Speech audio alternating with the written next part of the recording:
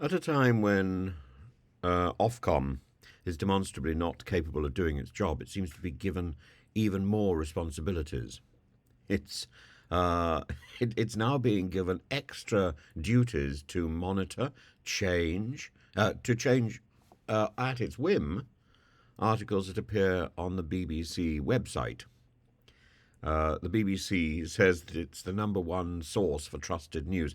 Actually, it's wrong. The number one source for trusted news is Reuters. Uh, the BBC comes quite high up, but it's certainly not the number one trusted source. And of course, when it comes to YouTube, it's derided as mainstream media.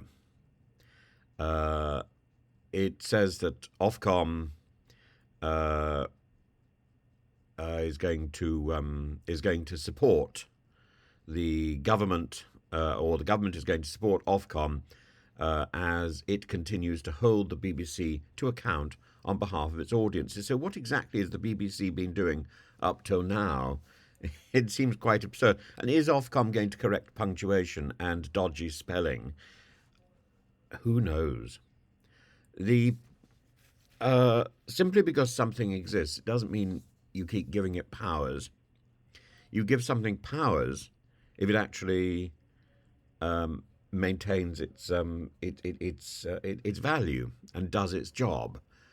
And Ofcom has had a series of failings. If you write to Ofcom, you don't immediately get a response. When you do get a response, it's vague and woolly. And when Ofcom is being questioned in the committee rooms in the House of Parliament, the people who are doing the questioning, or the people who are taking the questions, the main officers of Ofcom often don't know what they're talking about. And this is not a one-off instance. This is routine.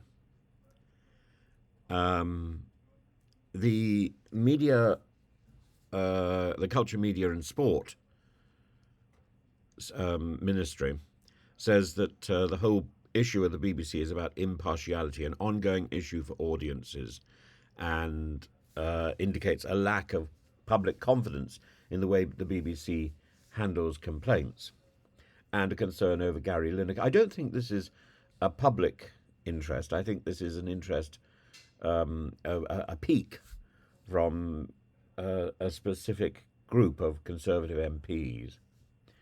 And Ofcom should not be there to implement a political agendum. As for this issue of impartiality, I think it's over-egged.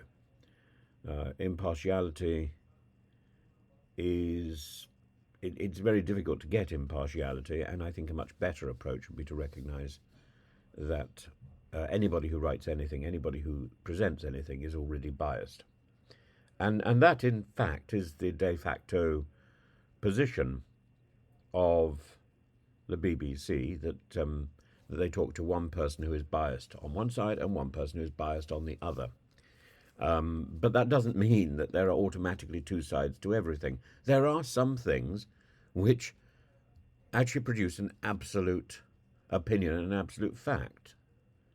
And I don't quite understand.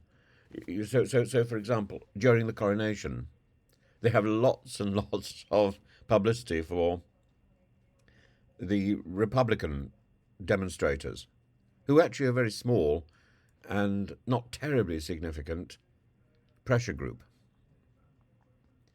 In terms of demonstrating impartiality, that is madness.